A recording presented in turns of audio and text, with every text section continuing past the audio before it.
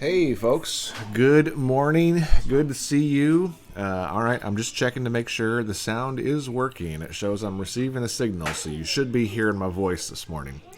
Good morning, Chris and Louise and Judy. Good to see you guys. Betty, good morning. Hope you're all doing well. Hope you had a great night. Hope you had a restful night.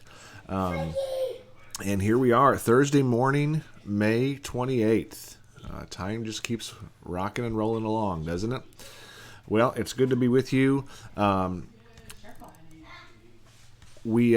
started telling you last night on our Zoom call. I'm going to begin to adjust my schedule a little bit as we work to get back and do more in person, things in the office and visitation stuff like that. I still want to stay connected to you, but we're going to back off just a little bit. So the new schedule starting next week. So I'm going to finish out this week, today, tomorrow, then have service Sunday morning. And remember, service will be both live and online. So if you want to come to service, if you feel able to, if you're healthy, if you're not running a fever, coughing, hacking, doing all that stuff. If you are not susceptible to diseases, low immunity, things like that, we would love for you to come and join us in service. 10:30, there will be no Sunday school. Things might look a little different. We're encouraging everyone to wear masks. If you don't have one, we will have some available for you if you choose to wear one. If you do not want to wear one at all, that's okay. Come and worship with us. We will just seat you in a different area. That's all. You'll still be able to come and be a part of what's going on. And we want to do our best to protect all those around us. All right. And then starting next week, our morning devotionals like this, I'm going to cut back just a hair, and we will be doing Tuesdays and Thursdays, again, 8:30 and 8:30. Morning devotional, morning coffee and devotional. Hope you got your coffee. I've got mine right here. Your morning coffee and devotional, and then 8:30 time, hope, prayer, and blessing. And I'm going to try to incorporate, kind of how we did a few times, incorporate some others into our hope, prayer, and blessing, and allow them to maybe speak into you and share and talk. So, yeah, a little bit of a schedule change, nothing terrible, but I need to start taking a day off. And so we're going to get starting on this next week. Fridays are going to be my day off. Again, trying to. So, schedule. Sunday service. Monday, there won't be anything live unless we decide to post an article or something, on Facebook, YouTube, whatever. Tuesday morning, Tuesday night, what we've been doing, our morning coffee and devotion, and hope, prayer, and blessing in the evening. Wednesdays, we'll have our Bible study, our Zoom call at 6:30. So if you're not connected to that yet and you want to be, let me know. I will get you hooked up. I will show you how to get involved with Zoom and be a part of our Bible study. You can do as much as talking, participating, or you can just sit in the background with your mic muted and just listen and follow along. It's up to you. But we'd love for you to be a part of that. And then again, Thursday morning, Thursday night, coffee and devotional, and hope, prayer, and blessing. And then Friday, there will not be anything. Saturday has usually been a day for ministry in one way or the other, whether it's homeless or youth or something with children or just stuff at the church. And so we're not going to be doing anything live online for that. But then back again, Sundays. Okay? So we should be able to have some interaction Sunday, Tuesday, Wednesday, Thursday, at least 4, possibly 5 days out of the week, and a way you can connect. But I encourage you, don't, just because we're stopping a couple of these throughout the week, don't you give up on your devotionals. You've become to get into the habit of this 8:30 time. Start to find your own devotional. I'll throw some resources out there available to you that you can use, some suggestions, and continue to do your own devotionals. That's a great thing to do, all right? And have prayer at nighttime. If you want to just do as little as reciting the Lord's Prayer, do that. If you need it, you can read it in Matthew chapter 6. There's all kinds of stuff that we can do. But I want to encourage you, maintain that relationship with Him, even on a personal level. Okay? Well, very good. All right. Let's start with a joke, and then we're going to get into our devotional time. Are you ready? Here it is. What is a balloon's least favorite type of music? What is a balloon's least favorite pop? There you go. Angela answered it. There we go. Pop music. All right. Yeah, that was kind of cheesy, wasn't it? It's all right. That was an easy one. It was. I also have this one-liner. If you want, do you want to do two jokes? Sure. Is that right? All right, we'll do two jokes. When I was growing up, my teachers told me that I'd never amount to anything because I just procrastinate too much. So I told them, you know what? You just wait. You catch that one? It took you a couple of seconds on that one. You might take, you'll get it eventually. Just think about it. Rewatch it. All right. All right. That was good. I know it was good. Okay. Let's dig back into Daniel, and we're going to stay in Daniel. But we're going to switch gears. We've been talking about, how do we deal with impossible tasks, impossible things. We're going to switch gears and look at some more lessons we can learn out of the book of Daniel. And this morning, we're going to be talking about don't miss the warning signs of pride. See, throughout our life, God gives us warning signs in our life. When you drive a car, there are little indicators on your dashboard, and little things pop up, and this yellow light or this red light or this white light or whatever, they pop up. They mean something.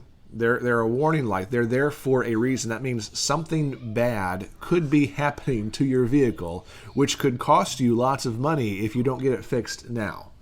God kind of does the same thing in our life. He gives us warning lights, warning signs of things that come up.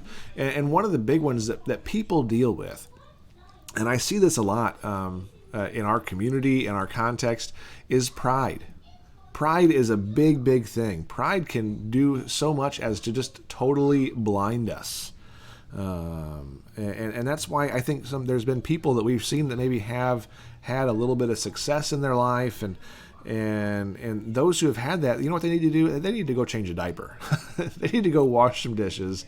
They need to go mow their own lawn. They need to go back to their roots. They need to stay in touch, because sometimes God gives these warning lights, these warning signs of a fall. In Daniel, King Nebuchadnezzar's life is a great picture of how God looks after us and gives us these warning signals. God cared even enough about Nebuchadnezzar. Remember, he's not a good king. He's a pagan king, a non-believing king. That God sent Daniel to him in Daniel chapter 4. And the Lord didn't just remove him from power. No, he gave him a dream. And we've been talking about that in Daniel 2. He gave him a dream. He brought Daniel in to interpret his dream. And Daniel told Nebuchadnezzar what was going to happen and how to avoid it. You really can't get much clearer than that, can you? He told Nebuchadnezzar what was going to happen, and if you want to avoid it, these are the steps that you must take. God does the same thing in our lives today. But let's look at our passage of Scripture this morning. And this comes out of Daniel chapter 4, verse 27. And this is Daniel speaking to Nebuchadnezzar. Daniel told the king, "So then, your majesty, follow my advice. Stop sinning, do what is right, and be merciful to the poor. Then you will continue to be prosperous."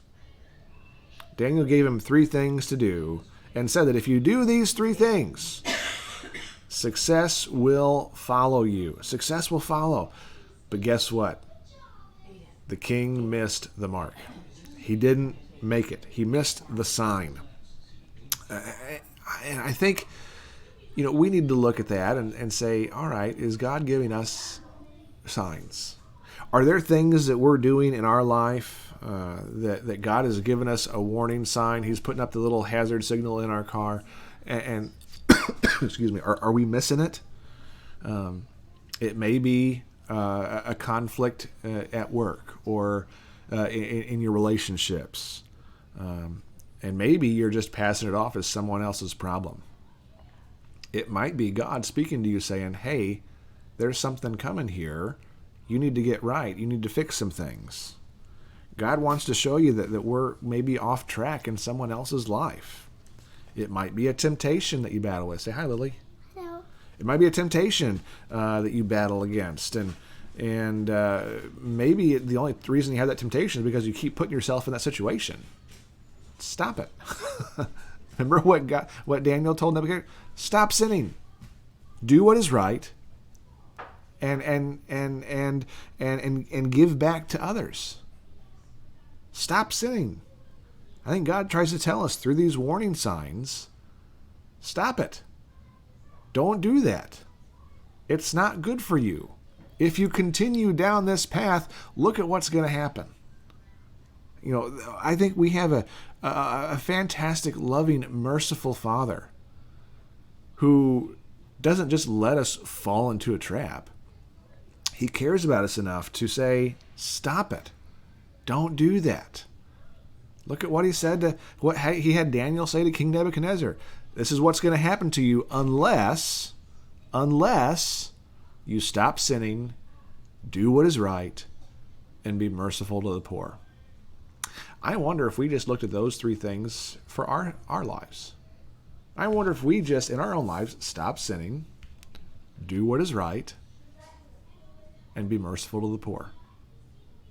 Jesus talked a lot about that with the widows and orphans and different things like that. Yes. I wonder what would happen in our churches if we focused on just those three things. We stopped sinning. That would improve our witness, wouldn't it? If we stop sinning, that would improve our witness and allow us to, just living our lives to be more effective. Do what is right. If we did things that were right all the time, people would begin to question, hey, how are you able to live like that in this world? How are you always able to be honest? How are you always able to be competent in everything? Do what is right. How are you always able to be a stand-up person in the midst of what's going on? And then give back to the poor. Build them up. Help them. Come alongside. Serve.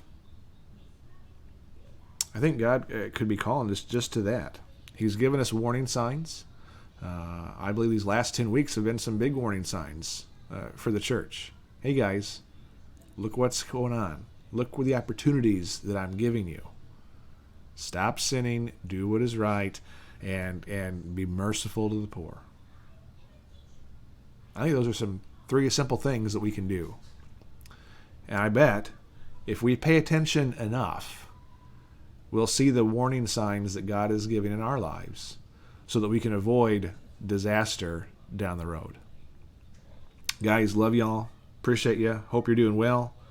Hope you have a great day today. Hope you're productive. I hope you're successful. And like we always mention, as God is blessing you, make sure you take the opportunity to be a blessing to someone else. All right, guys. Take care. Love you. We'll see you again.